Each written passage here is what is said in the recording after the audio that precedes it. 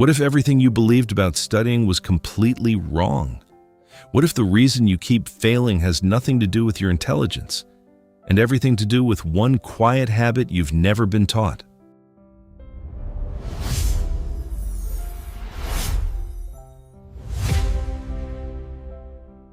This is the story of Elias, a 20-year-old university student, smart enough to pass his entrance exams, believed in by his parents, and quietly failing anyway. Elias wasn't lazy, he wasn't careless. Every single Sunday night, he opened his notebook and built a new plan. Color-coded schedules, subject blocks, hourly reminders. Plans so detailed and optimistic they could have belonged to a top student. But by Wednesday, the plan was forgotten.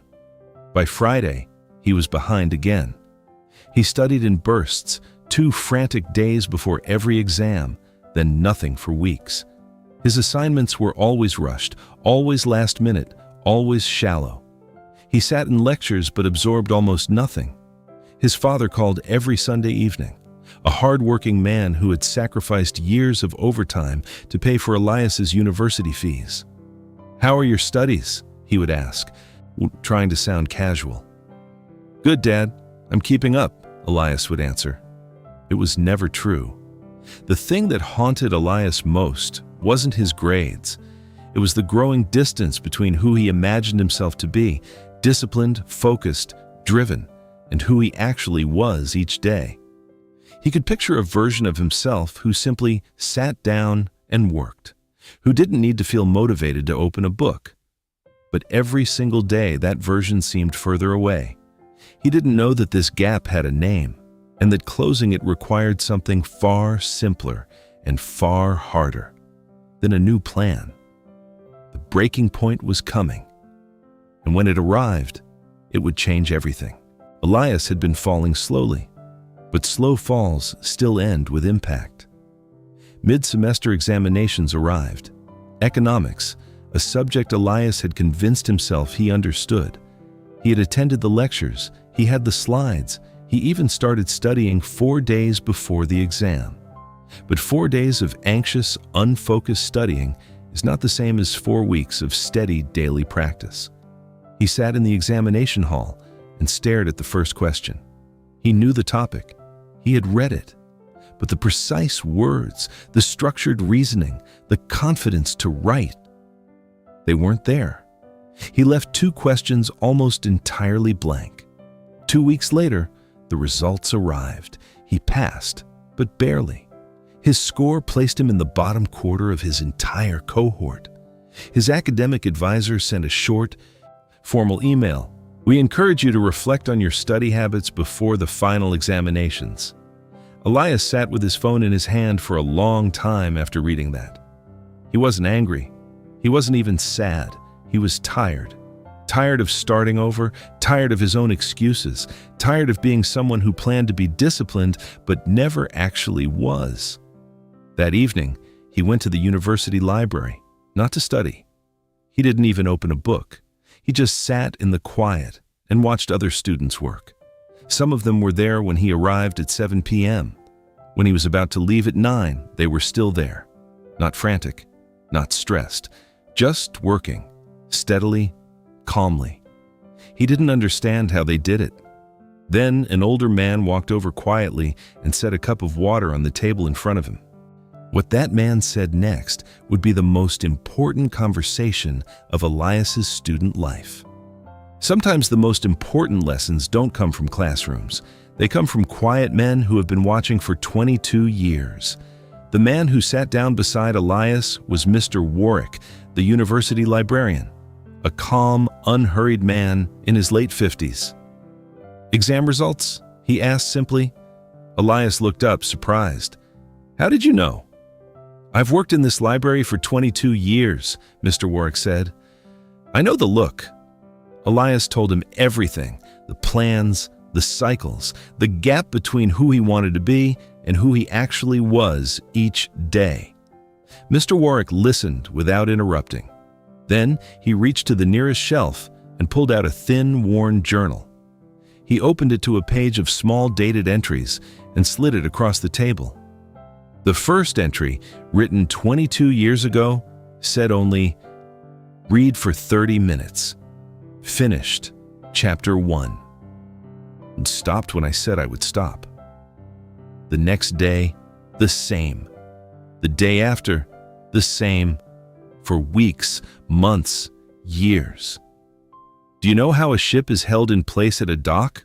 Mr. Warwick asked. Not by one thick chain, by a rope made from hundreds of thin threads twisted together.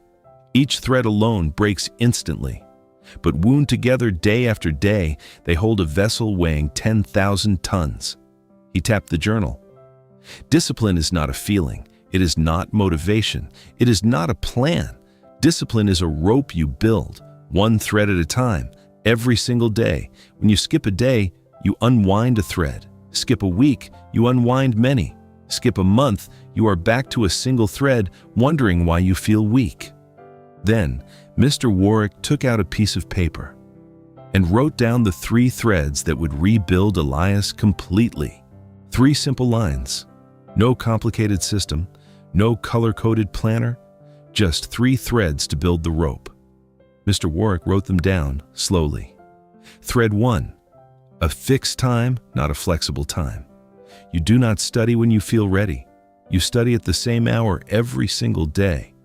Your brain learns to be ready because the hour has come, not because the feeling arrived. Thread 2. A small promise kept exactly. Not 2 hours if possible. Not as long as you can manage. 1 hour every day completed fully. A small promise kept is worth 10 large promises broken. Thread 3. Measure the streak, not the session. After each session, mark it.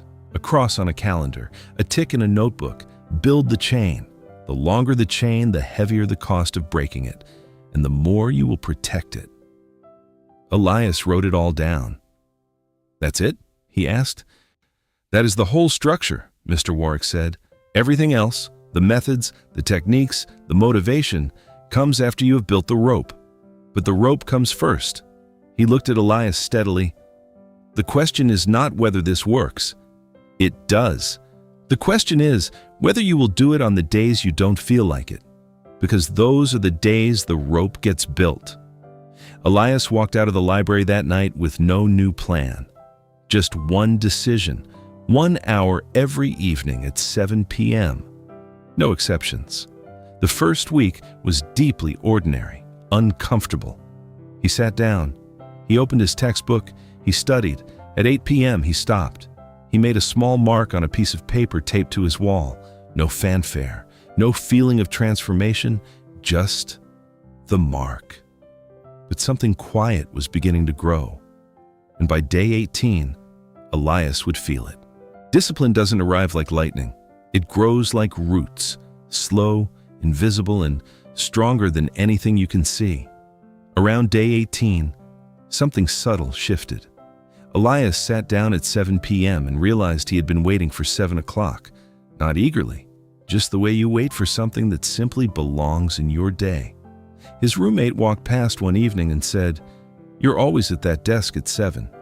"Yeah," Elias said, and went back to reading.